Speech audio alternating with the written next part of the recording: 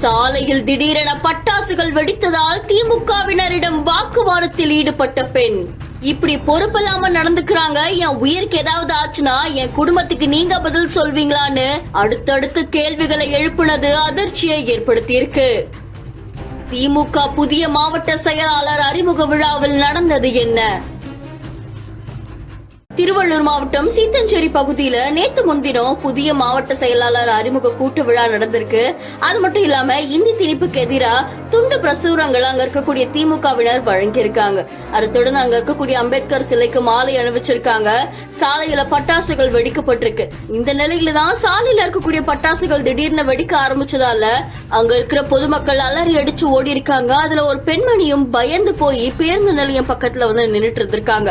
அப்போ இந்த திமுகவினர் இந்த திணிப்புக்கு எதிராக துண்டு பிரசுரங்களை வழங்க போகும்போது பட்டாசுகளை இப்படி அலட்சியமா வெடிக்கிறாங்க. ஒரு வார்த்தை கூட சொல்லல. ஏன் இப்படி பொறுப்பு இல்லாம நடந்துக்கிறாங்க? எனக்கு ஏதாவது ஆச்சுன்னா என் குடும்பத்துக்கு நீங்க பதில் சொல்வீங்களான்னு வார்த்தைகளால கடும் வாக்குவாதம் நடத்தி இருக்காங்க. இந்த காட்சிகள் சமூக வலைதளங்கள்ல பரபரப்பை ஏற்படுத்தி இருக்கு. இந்த வீடியோ தொடர்பா பல நெட்டிசன்கள் இப்ப உங்களுடைய கருத்துக்களை தெரிவிச்சுட்டு வராங்க. இந்த செய்தி தொடர்பான உங்களுடைய கருத்துக்களை கமெண்ட்ல சொல்லுங்க. மேலும் செய்திகளுக்கு பிஹைண்ட் ஃபாலோ பண்ணிக்கோங்க.